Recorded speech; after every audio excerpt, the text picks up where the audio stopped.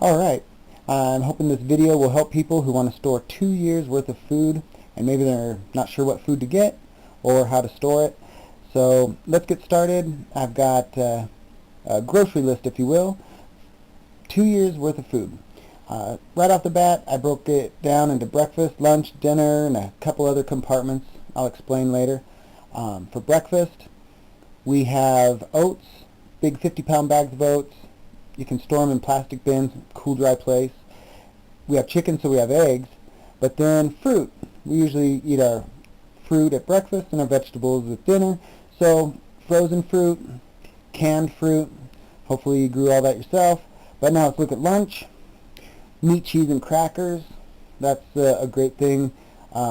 We get our carbs, our fats, and our proteins right there. But meat for us generally is frozen. Cheese we keep frozen. It thaws nicely.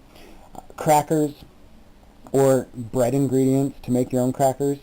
And with the meat, that could be chickens that we butchered ourselves, and the meat could be frozen raw and then you cook it, and we have a meat slicer, and so we slice it, like a deli slicer. But if we have the fresh vegetables, we also like, kind of like a carrot, broccoli, ranch sort of plate going on. But that's lunch. Then dinner, canned vegetables we grow ourselves. Most last at least a year.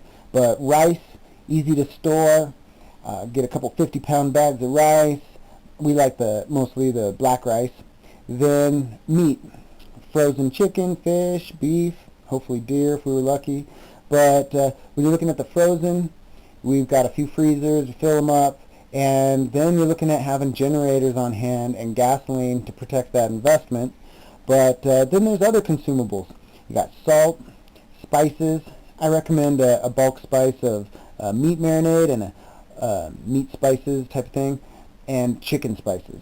Those two with salt, coffee, flour, coconut oil. We use that for a lot of purposes. Butter freezes nicely.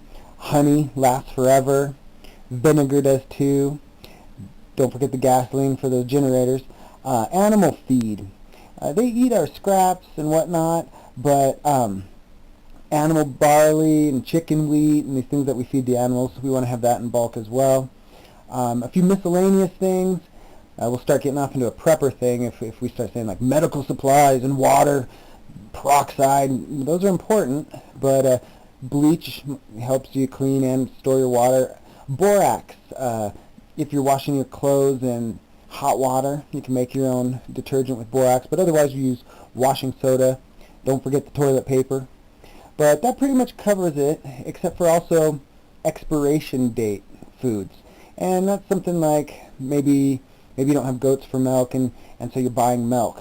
So see how much you drink in milk and look at the expiration date and try to have that much on hand. Milk, coffee creamer, olive oil, some of these things like that. Exotic produce like oranges and whatnot. We have sort of a weakness for lunch meat and smoked Gouda, but there you go. That's the things that we're looking at, and I encourage everybody to have 2 years of food on hand, and then look at different storage options. We store our potatoes in bins with sand. That works really well. Onions last forever, individually wrapped with newspapers, and so there's a lot to learn.